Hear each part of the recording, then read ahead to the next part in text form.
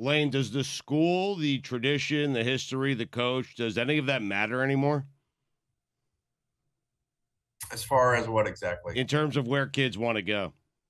Or is it just money? Yeah, no, it doesn't. When I make the statements about NIL, I don't say it's, the only thing that matters. It Right. is the number one thing, which is most professions, most jobs, because this is now, a profession or professional sports. These are jobs. And a lot of people, especially if you're young, if you're 17, 18, and a majority of them not having money, salary is going to be the first thing when you guys go to take a job. So it certainly is at their age and their situation. The other stuff still matters, and facilities for development of players once you get them and stuff. But I think I kind of went way out there compared to most in that statement. But that's just what you're going to get always. I mean, you're just going to get the way that it is, and not your normal coach speak. And to think that how much you pay players is not going to be the number one impact of where they go. I mean, you got to get realistic. Yeah, but if the money's good enough, do you see any players going to a school like Vanderbilt? I think if you were able to see the discrepancy of being so different in a salary, someone would. But usually there's not a program that's not a kind of premier program with the money to go way out there and pay someone much different than they're getting at another place. So usually these things are kind of going hand in hand. Usually your bigger programs got there for a reason. They usually had better facilities and more money put into them. And that's kind of a lot of what NIL is in the collectives, because a lot of their money is from the donors. Lane, when you look down the road, you see NIL as the beginning of what? Can you picture a day when the superstar starting college quarterback is making as much legal money as some head coaches? Yeah. I mean, if reports are what they are out there of what's getting paid to, a couple of these high school quarterbacks in the next class, that's already happening. We've had jokes of coaches, places that we know say, they're now the lowest, they're now the lowest paid person in their position room, and so, that's here. And until that gets completely changed, capped, controlled, that's how it's going to go.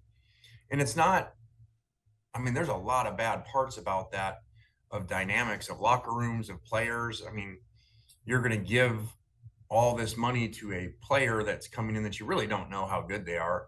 I mean, you screw up the NFL draft all the time, and that's with players 3-4 years older that you have a ton of information on. So there's going to be a lot of, what you'd call in professional sports, dead money sitting there.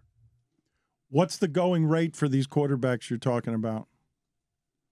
Well, again, I'm going to say things based off of just, what's out there and what you guys would be able to find out and stuff. And you're seeing guys, make a couple $1 million a year, that are still in high school, getting ready to come out. They're not even in college yet. So it is what it is. I'm not, going to fight it. And that's just kind of how we always do in our program, whether it's offense, defense, and schemes, and just, it is what it is, and figure out a way to do it really well. You have, forgive me, I don't know. You have a way of cutting through the bullshit, Lane. So if any of this is problematic, you tell me. But if I want to be a top 20 program and I want a running back that's really good, what's that going to cost me?